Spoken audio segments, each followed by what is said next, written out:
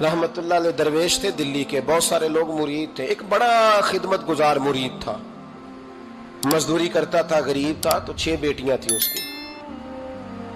हजरत साहब के पास रोज आके कहता, हुजूर बच्चियों के लिए दुआ करें, अल्लाह कोई असबाब पैदा कर दे।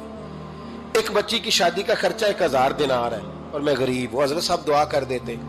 खानका शरीफ के थोड़े ही फासले पर, हजरत जहां बैठ के मुरीदों की तरबियत करते थे, उससे थोड़ा ही फासले पर ना एक ईसाई रहता था, बड़ा मालदार था, बड़ी सारे ऊंट, गायें, भेड़, बकरियां रखी हुई थी, और हजरत शरफुद्दीन रहमतुल्लाह अलैह की बड़ी मुखालफत करता था।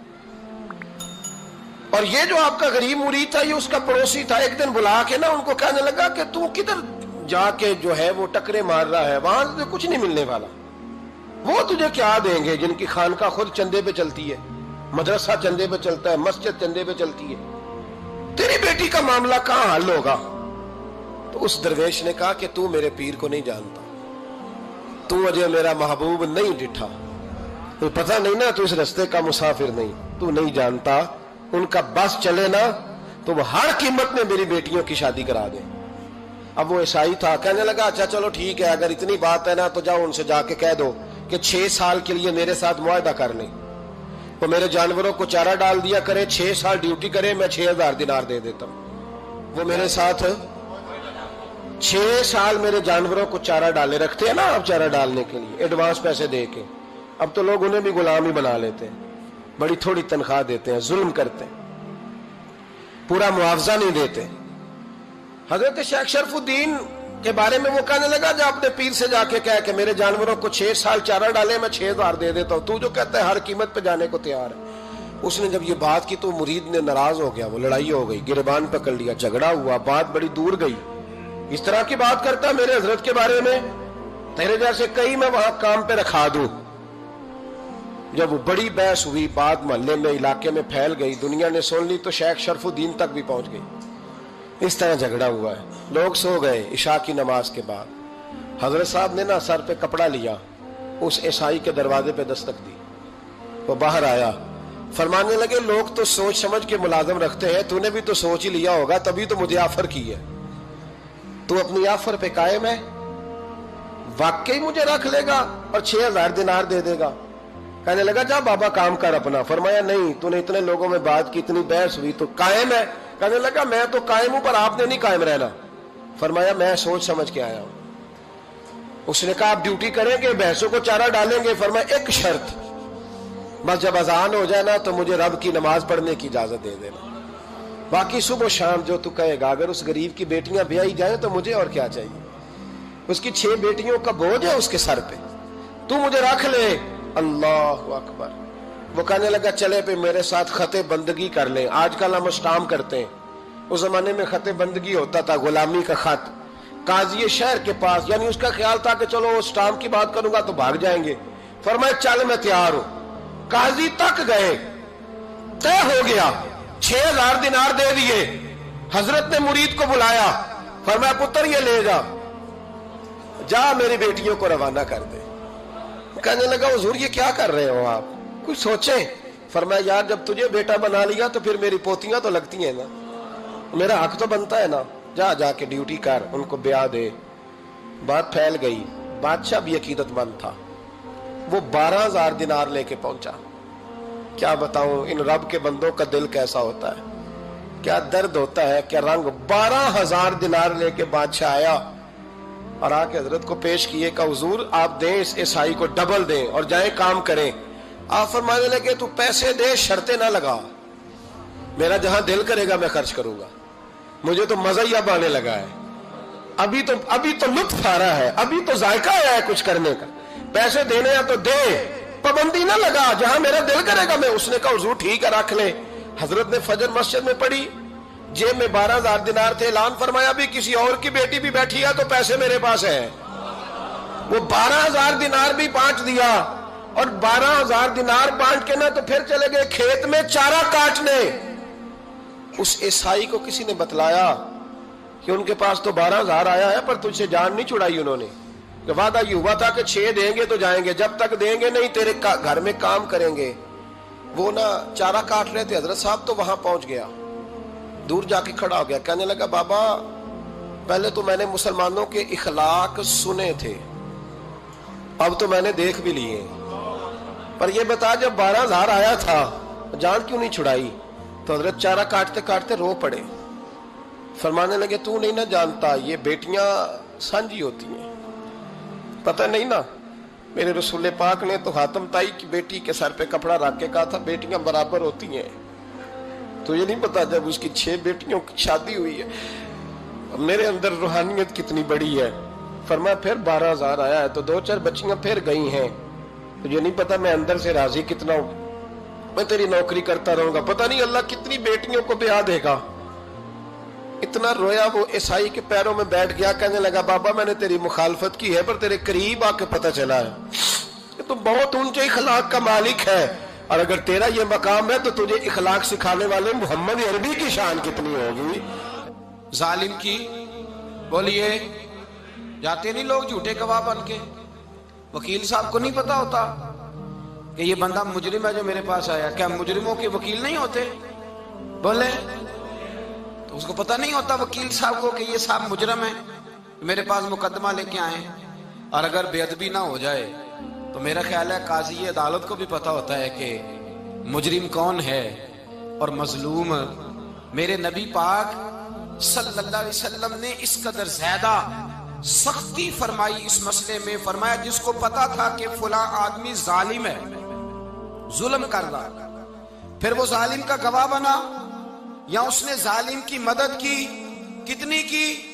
شارحین لکھتے ہیں چاہے اس نے ایک جملہ بول کے کی، چاہے ایک، سارے بولیے، چاہے ایک غریب کو اس نے ظلم کیا تو کہتے ہیں علاج یہ سی، چاہے ایک جملہ بول کے کی، شارحین اس حدیث کی شرح میں لکھتے ہیں ایک جملہ بول کے چاہے مدد کی، جس بندے نے کسی ظالم کی مدد کی کسی مقدمے میں یا کسی صورت میں اور اسے پتا تھا یہ ظالم ہے، میرے نبی پاک صلی اللہ تعالی علیہ وسلم فرماتے ہیں اگر اس نے مدد کی، ابھی ظالم کی بات نہیں ہو رہی، ظالم کے مددگار کی بات ہو رہی، اگر کسی نے ظالم کی مدد کی تو حضور فرماتے ہیں خدا بھی اس سے بری و ذمہ ہے، رسول بھی اس سے بری و ذمہ ہے۔ سنبھال کے رکھے اپنی نمازیں، قربانیاں، حج، زکوٰۃ سنبھال کے رکھے۔ اگر ظالموں کا مددگار ہے، الیکشن آ لینے دے، آپ کو نظر آ جائے گا کون کون ظالموں کا مددگار ہے، نظر آ جائے گا۔ اپنی جیب سے لوگ پیسے دے کے ظالموں کی مدد کریں گے، ان کے فلیکس چھپوائیں گے، بورڈ لگوائیں گے، جیبوں سے پیسے دے کے۔ ہم نے خود آگ لگائی ہے چمن میں اپنے، بے سبب گردشی ایام کو الزام نہ دو، ہم نے خود نور کا ظلمت سے کیا ہے سودا، کر کے توہین سحر شام کو الزام نہ دو۔ ظالموں کے مددگار میدان میں آ گئے، یہ چھوٹا لفظ نہیں، میرے حبیب پاک صلی اللہ علیہ وسلم نے فرمایا جو ظالم کا مددگار ہے سن لے جو سجن کے ساتھ کچہری جاتا ہے، وہ یاد رکھے جو دوست کا گواہ بنتا ہے، وہ یاد رکھے جو کہتا ہے میں مانگی گیا تھا، مجھے بلایا گیا تھا قبضہ چھڑانے کے لیے کسی غریب بیوہ کی جائیداد پہ، وہ سن لے تو مدد کر کے نہیں آیا، تو خدا کے ذمے سے نکل گیا ہے۔ رسول پاک نے فرمایا تیرا میرا تعلق ختم ہو گیا، تو ظالم کا مددگار ہو گیا، پھر تو کہتا میں بے چین ہوں، میں بے قرار ہوں، میں آزمائش کا شکار ہوں، پلٹ کے دیکھ تو صحیح تیرا گناہ کتنا بڑا ہے۔ میرے نبی پاک صلی اللہ علیہ وسلم کا ایک اور فرمان سن لیں، ابن ماجہ ابو داؤد میں موجود ہے، اس حدیث کو آپ نے یاد کر لینا ہے، کر لیں گے انشاءاللہ، سارے کہیے انشاءاللہ، کر لیں گے یاد۔ حضور صلی اللہ علیہ وسلم نے فرمایا اگر تو ظالم کی مدد کرے گا نا، یہ لفظ دل کی تختی پہ لکھ لینا، یہ مکافات عمل ہے، مکافات عمل دنیا، ادھر کرو گے تو ادھر بھرو گے۔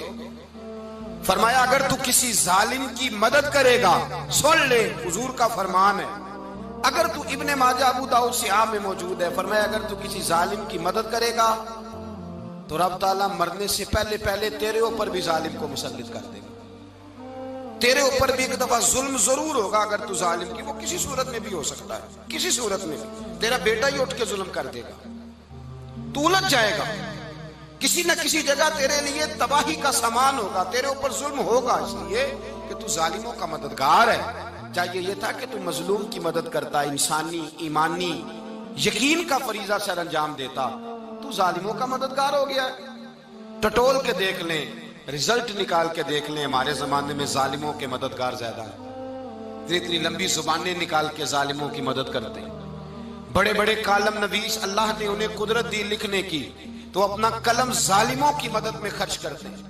وہ لوگ جن کو اللہ تبارک و تعالیٰ نے قدرت دی، ہمت دی، طاقت دی، کچھ لوگ ان کے حلقہ احباب میں، وہ اپنے لوگوں کو استعمال کر کے ظالموں کی مدد کرتے ہیں، ظالموں کی مدد کرتے ہیں۔ میرے نبی کریم سید عالم نور مجسم صلی اللہ علیہ وسلم نے فرمایا، اگر تو نے ظالم کی مدد کی تو جب تک تو توبہ نہیں کرے گا رب تجھ سے ناراض ہی رہے گا۔ اللہ تجھ سے، او بھائی جس سے رب بھی ناراض ہو گیا، نہ کھانا نہ پینا نہ سونا نہ جاگنا نہ نیند، پھر تیری ہر چیز تیرے لیے آزمائش ہو جائے گی، پھر تیرا سایہ بھی تیرے لیے خوف کا سامان بنے گا، پھر زندگی جیتی جاگتی لاش بن جائے گی، تو اپنے کندھوں پر اپنی میت اٹھائے پھرے گا جب تو ظالم کا مددگار ہوگا۔ اور نبی پاک صلی اللہ علیہ وسلم نے فرمایا ظالموں کا مددگار بھی ظالم ہوتا ہے، ظالموں کا مددگار بھی، سارے بولے ظالموں کا مددگار بھی نہیں، کو نہیں، آپ سارے نہیں بولے، ایک دفعہ بولے ظالموں کا مددگار بھی، پکی بات ہے، ظالموں کا مددگار بھی۔ اللہ اکبر، جس کا یارانہ ہو، جس کا دوستانہ ہو، جو کہے میں نے نا اس کو اوکھے ویلے کے لیے ظالم کو یاد رکھا ہوا ہے۔ کبھی مشکل پر رکھے نہیں ہوئے لوگوں نے ظالم دوست، کہتے میں نے رکھے ہوئے ہیں، بلکہ ہمارے دیہات میں تو کہتے ہیں میں نے بازو بنائے ہوئے ہیں۔ کس کو بازو بنا لیا؟ ظالم بھی کبھی بازو ہوتا ہے، جو ظلم کی تلوار لیے میدان میں کھڑا ہے۔ قارون، حامان، فرعون، نمرود کا حال نہیں لوگوں نے دیکھا؟ اپنے زمانے میں آپ نے کتنے لوگ نہیں دیکھے جن کے سائے سے، آواز سے لوگ کانپتے تھے؟ پھر پولیس کی گاڑیوں میں وہ اس طرح مردہ پڑے کہ دنیا نے تماشا دیکھا ان کا۔ یہ رنگ ہم نے دیکھے نہیں اپنے آنکھوں سے۔ فرمایا ظالم کا مددگار بھی، جو کار میں بٹھا کے لے کے گیا وہ بھی ظالم، جس نے چائے پلائی وہ بھی، جس شخص نے کھانا کھلایا وہ بھی، جو کچہری تک ساتھ گیا وہ بھی، جس نے فلیکس کے نیچے، بڑے شرابی کے نیچے چھوٹی اپنی فوٹو لگائی وہ بھی، جو ووٹ کی پرچی ڈالنے گیا وہ بھی۔ کہہ دینا باہر نکل کے کہ حضرت صاحب نے سیاسی تقریر کی ہے، کہہ دینا، پر بات تو سچی ہے نا۔ خو کرے ہم تو سے تھوڑا سا گلا بھی سن لے، خو کرے ہم تو سے تھوڑا سا بھی گلا۔ امام مالک کے پاس ایک بندہ آیا، اس نے کہا حضور میں درزی ہوں، ایک ظالم بادشاہ مجھ سے کپڑے سلواتا ہے، میں تو ظالموں کا مددگار نہیں نا۔ ایک ظالم بادشاہ مجھ سے، حضور میں تو مددگار نہیں نا ظالموں کا۔ جو فرمایا ظالموں کا مددگار بھی ظالم ہوتا ہے، تو کپڑے لے کے آتا ہے میں سی کے دے دیتا ہوں، ذمہ داری نہیں۔ یہ ایک آدمی دکاندار ہے، اس سے کوئی بندہ چیز خریدنے آئے گا تو تھوڑی کہے گا میں نے نہیں دینی، تو دے گا۔ کوئی بندہ اگر کسی شخص سے کوئی کام کہتا ہے جو اس کی فیلڈ ہے، اس کا شعبہ ہے، اس کا معاش کا وہ سلسلہ ہے، کہتے ہیں یا رسول اللہ صلی اللہ علیہ وسلم ظالموں کا مددگار بھی ظالم، حضور نے فرما دیا۔ تو امام مالک سے بندے نے مسئلہ پوچھا، دل کی تختی پہ لکھنے والی باتیں ہیں، کہا حضور میں درزی ہوں، ظالم کپڑے سلواتے ہیں، میں تو مددگار نہیں نا۔ امام صاحب کہنے لگے نہیں، مددگار تو وہ ہوگا جو تجھے سوئی دھاگا فراہم کرے گا، تو تو پورے کپڑے سی کے دیتا ہے، تو تو خود بہت بڑا ظالم ہے، تو پورے سوٹ سی کے دیتا ہے، تو تو بہت بڑا ظالم خود ہے۔ مددگار تو وہ ہوگا جو تجھے دھاگا دے گا، جو تجھے بٹن دے گا، جو تجھے نلکی دے گا۔ جو ظالم سے اتنی نفرت ظلم کر کے بندہ ہے، یہاں تو ہمارے زمانے میں ہیرو بن جاتے ہیں لوگ، ظالم ہیرو ہے، لوگ اس سے ڈرتے پھرتے ہیں، گھومتے پھرتے ہیں، اور بہت سارے کم مزاج لوگ اس کے پیچھے ہاتھ باندھ کے پھرتے ہیں۔ ظالموں کی مدد کرنا، ظالموں کے ساتھ رہنا، یہ ظلم ہے، ظلم، یہ زیادتی ہے۔ میرے نبی پاک صلی اللہ تعالی علیہ وآلہ وسلم نے ارشاد فرمایا، یاد رکھو رب فرماتا ہے میں مظلوم کی مدد ضرور کروں گا، چاہے جلدی کروں چاہے دیر سے کروں، میں مظلوم کی مدد۔ اور حضور صلی اللہ علیہ وسلم نے فرمایا ہے، حضرت معاذ بن جبل کہتے ہیں حضور نے مجھے یمن کا گورنر بنایا، جب میں جانے لگا نا تو حضور نے بڑی نصیحتیں کی، بخاری میں موجود ہے، فرماتے ہیں جب میں پلٹنے لگا تو میرے رسول نے فرمایا معاذ ایک منٹ ٹھہر جا، ایک بات میری یاد رکھنا، اس کو نہ بھولنا۔ کہا حضور کیا؟ فرمایا دیکھنا کسی پہ ظلم نہ کر بیٹھنا، کہیں تجھ سے زیادتی نہ ہو جائے۔ محبوبہ پھر حضور نے فرمایا سن میرے معاذ، میں تجھے گورنر بنا رہا ہوں، زیادتی نہ کر بیٹھنا۔ یا رسول اللہ صلی اللہ علیہ وسلم کیا ہوتا ہے؟ تو میرے کریم نے فرمایا جب مظلوم دعا کے لیے ہاتھ اٹھاتا ہے تو عرش کا مالک کہتا ہے فرشتوں پیچھے ہٹ جاؤ، عرش کا مالک کہتا ہے فرشتوں پیچھے ہٹ جاؤ۔